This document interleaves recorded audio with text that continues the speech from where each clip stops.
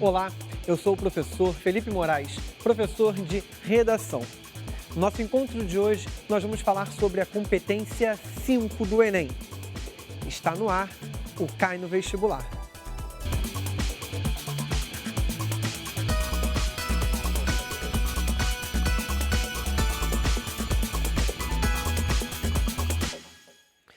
Então, pessoal, no que diz respeito à competência 5 avaliada pelo Enem, a banca começa a avaliar justamente o seu conhecimento acerca das questões que envolvem aí a proposta de intervenção que você vai ter de apresentar justamente devido a um problema que existe no tema. E aí a primeira pergunta pode ser: e se o meu tema não for um problema, isso é possível? Sim, é possível. É possível que a banca apresente para você um tema que não seja um problema. Nesse caso, o que eu devo fazer?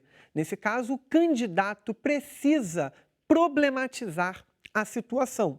Então, considerando os últimos temas do Enem, por exemplo, quando a gente fala de efeitos da lei seca no Brasil, esse tema em si não apresenta um problema. Na frase temática não há um problema. Mas quando a gente fala de caminhos para vencer aí, para que você possa justamente romper com o racismo e com a intolerância religiosa, nós temos dois temas que já trazem uma situação problema. Ao mesmo tempo, o outro tema que fala sobre a persistência da violência contra a mulher. São temas que envolvem problemas claramente. Se o tema não tratar, cabe ao candidato criar esse problema, deixar claro esse problema.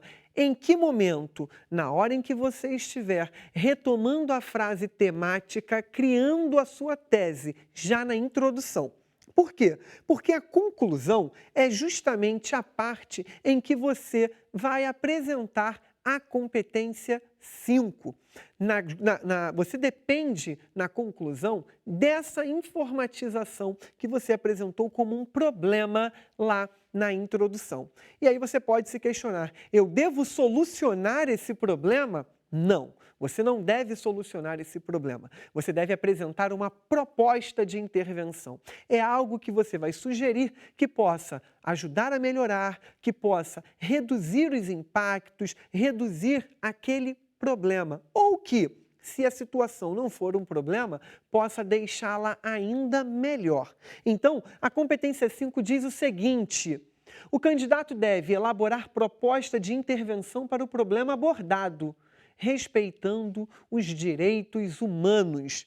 Por muito tempo, os direitos humanos zeravam, né? Se a pessoa infringisse os direitos humanos, a pessoa acabava cometendo o equívoco aí de ter a sua redação zerada porque ela infringiu os direitos humanos. Nesse caso, os direitos humanos agora ficam restritos à competência 5, ou seja, ele não zera mais o seu texto, mas ele zera a competência 5.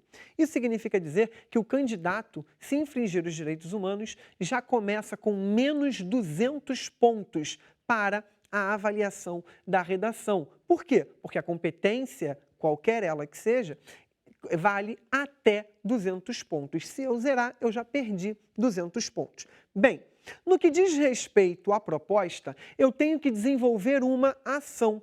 A proposta em si, o que eu vou apresentar para a banca como algo que possa intervir naquela situação problemática? Você precisa observar qual é o problema que está sendo apresentado ali, quais são os argumentos que você utilizou. E aí você pode se perguntar: eu preciso apresentar uma solução, uma proposta de intervenção para cada argumento? O Enem só vai avaliar se você colocar 2 ou 3, ou seja, considerando aí a quantidade de parágrafos de desenvolvimento, o Enem só vai avaliar uma. Qual que ele vai avaliar? A que estiver mais completa no que diz respeito aos requisitos que a própria banca apresenta para a gente como elementos necessários para a produção dessa conclusão. Então, a ação, você precisa ter em mente que ela precisa ser uma ação que ajude a resolver a situação problemática que está sendo discutida naquele texto, ela precisa ser uma ação que justamente deve ser algo possível de ser realizado, implementado, porque é muito comum encontrar nos textos ações que são impossíveis, que não são, que não apresentam a possibilidade de se concretizarem realmente. Então pensem numa ação que seja possível, ok? E que fuja ao senso comum. Em seguida, você precisa pensar que essa ação deve ter alguém responsável por ela. Então, quem é o agente? Aqui é muito comum que nós encontremos nos textos agentes genéricos. O governo deve, esquece esse tipo de informação. Dê a informação específica. Quem do governo deve? Se eu estou falando de educação, fala do ministro da Educação. Responsabilize o ministro da Educação, as escolas, a família. Você pode dialogar mais de um agente sem problema algum, mas especifique esse agente. Em seguida, você vai apresentar meio e modo. O que seria meio ou o modo? Nesse caso aí, você mostra para a banca a maneira ou o recurso ou os recursos que vão ajudar a essa ação, né, a se concretizar. Como nós vamos ser capazes aí de mostrar o desenvolvimento dessa ação? Então, é muito comum que essa parte do meio e do modo seja introduzida pela expressão por meio de, através de. Por quê? São as expressões que vão indicar recursos ou meio para a introdução dessa parte. Em seguida, o efeito. O efeito é justamente a parte em que você mostra os resultados pretendidos a serem alcançados, ou seja, os objetivos. E aí, nesse caso, a gente tem o quê? A finalidade. A finalidade é um importante elemento nessa conclusão. Como que eu posso introduzir nesse parágrafo a minha finalidade? Com a locução conjuntiva final, a fim de.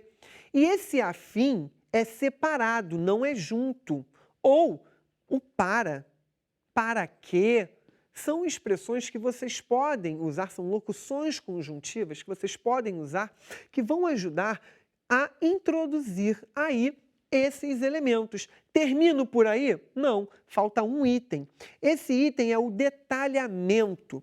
O detalhamento, ele é uma informação a mais referente a um dos itens anteriores. Então, eu posso detalhar a ação, eu posso detalhar o agente, eu posso detalhar o meio ou modo e eu posso detalhar a finalidade, o efeito, o objetivo. Nesse caso, eu tenho sempre um caminho a pensar. Por exemplo, quando eu falo do agente, eu falo assim, é necessário que empresas particulares como o jornal X e a empresa Y devam ajudar o governo, nananana. Quando eu boto esse como o jornal Y e a empresa distribuidora de não sei o quê, eu estou apresentando uma informação a mais sobre o meu agente. Nesse caso, eu estou detalhando. E como que eu faço para encontrar esses elementos, para poder organizá-los antes da minha redação? Bem, eu trouxe aqui para vocês algumas perguntas que podem nortear vocês para que vocês possam encontrar essas informações e criarem justamente os tópicos de vocês. Que perguntas seriam essas? Bem, para você achar a ação, você pode se perguntar: o que se deve fazer? Diante do texto que eu tenho, o que se deve fazer para solucionar isso? Bem, a partir da ação, eu vou pensar em quem é o agente responsável por ela. Quem implementará a ação? Então, eu passarei a ter aqui para o agente essa minha segunda pergunta, tá? Quem implementará a ação? Por quê? Eu só posso pensar no agente depois que eu souber a ação. O meio modo é como se coloca em prática ou por meio de que elementos se efetiva a ação. E aí eu vou pensar no meio e no modo, nos recursos necessários. A finalidade, para quê? Ou eu também posso me perguntar com que finalidade, com que objetivo? E a última pergunta, que vai ajudar no detalhamento, né, é a pergunta: essa nova informação explicita ou esclarece o elemento a que se refere? E aí você precisa escolher um dos elementos anteriores para que você possa esclarecer, para que você possa ampliar a informação sobre ele. Lembre-se de que o detalhamento está ligado imediatamente a uma das informações anteriores, ou a ação, ou ao agente, ou ao modo e-mail, ou à finalidade, obrigatoriamente a um desses. E se eu deixar de colocar um desses elementos? A partir daí, você começa a despontuar na competência 5, lembrando que ela precisa dialogar com todo o seu texto, ok? Bem, o Cai no Vestibular vai ficando por aqui e eu aguardo vocês comigo em outros programas. Até!